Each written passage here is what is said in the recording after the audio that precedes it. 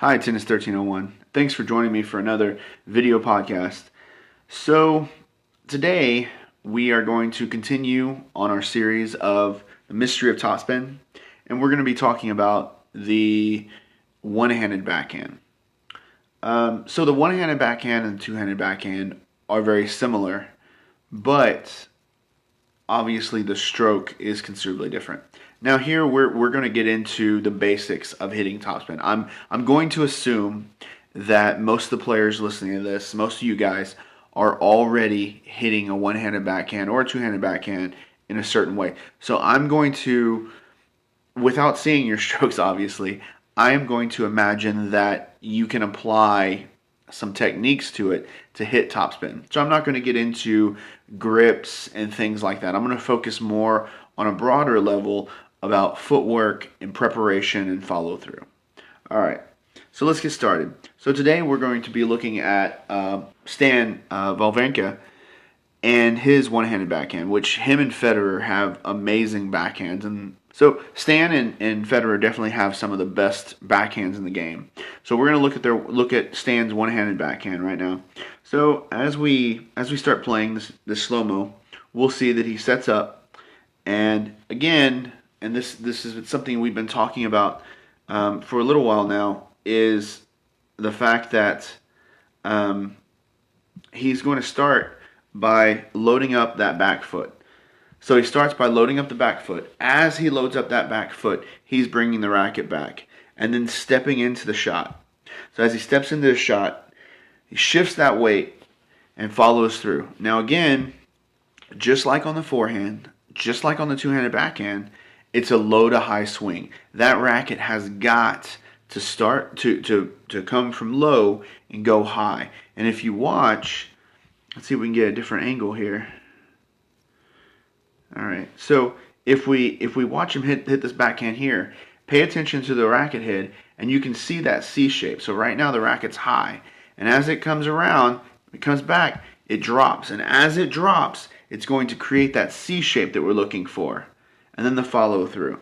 So that he's got that in his backswing, he still has the C, and that C shape is the racket starting out high as it's going into his backswing, and then dropping below the ball to then come high to finish the shot.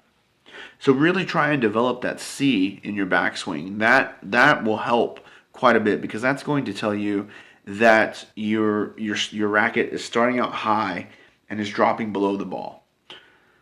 So and then obviously for Stan, he opens his shoulders up so much. So after he steps into the ball, he hits the shot, and then he just lets the racket, lets his arm carry the racket through the shot, or his racket carry his arm through the shot.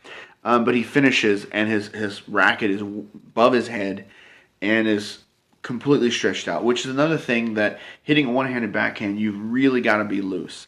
Personally, I've hit a one-handed backhand a few times playing, in terms of, I injured my knee at one point, so I went to a one-handed backhand for about a year, and I never did quite get it. But I will say that the backhands that I was able to hit when I was hitting a one-handed backhand, it was always at the time whenever I was able to relax and really let the racket do the work. And that's, on a one-handed backhand, you've got to let the racket do the work. You can't muscle through the ball. You're going to have to get that technique down, so that C shape, getting below the ball, finishing high, and really outstretching. You don't want to stop midway through your backswing or through your follow through. So I've seen a lot of people that they kind of punch the ball, and so it looks almost like a half volley, and you see them and it stops like right after it hits the ball. That's not helpful to your ground stroke. So really follow through on that backhand. Almost exaggerate the follow through. So let's look at Stan's backhand again. So as the ball is coming in, we're going to see him set up. He's going to step, load up his back foot, and then as he's stepping into the ball, he's going to drop the racket below the ball and hit it. And again, you can see that C shape from this angle real well. So you're able to see the C, see him drop the racket below the ball, see it follow through the ball, and a high finish.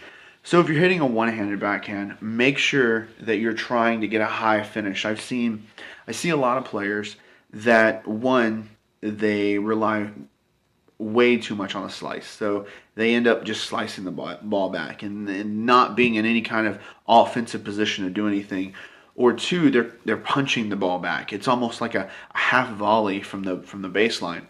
Really try and set up and put some pace on the ball. Let the racket do some work and put some topspin on it. Low to high swing. So if you're trying to incorporate, for all those who are trying to incorporate topspin into your backhand for the first time, probably one of the first things you want to focus on is low to high swing. Start working on that first, because it's going to be difficult to incorporate everything all at once. So start with something simple, like, let's start, I say simple. We all know it's not simple, but let's start with that swing. So low to high. So however you bring the racket back, just remember you've got to be above the ball, drop below the ball, and finish above the ball, so that it's going from low to high. If you start doing that, I think that you'll start seeing some improvement on your one-handed backhand, and also focus on trying to get your footwork right as well. Starting with that, get that left foot planted, the weight on your left foot, and then shift the weight to your front foot as you're stepping into the ball. So it's going to take a lot of practice. It will. I encourage you to go out, hit with a partner, maybe get a basket of balls, and just hit, because repetition is the thing that's really going to drive this home and really help you nail this down. I hear a ton of people say practice makes perfect. That is the biggest lie I've ever heard in my life. Practice does not make perfect. If you practice the same shot with bad technique every time, your shot will never be perfect. Your shot will be permanent. So practice makes permanent. So if you're practicing a topspin shot over and over again, eventually it will become permanent. It will not become perfect, but it will become permanent. So think about that when you're practicing. The more you start incorporating topspin into your game, to your forehand or your backhand, the more permanent it will be. It's going to take some time, but I encourage you to try. It's worth it. You're going to see so much return on investment. So I think that's it today. Like I said, the main takeaway today, if you're trying to start to incorporate topspin into your backhand, start with low to high swing. Start trying to modify your swing, and with that, you may have to modify your grip. So be open to looking at that. Watch some pros hit the ball. If you have some pros at a local court, go watch some pros at a local court. See them in person, and take what they're doing and try and apply it to your game somewhat. So anyway, thanks for listening, and I guess we'll see you next time.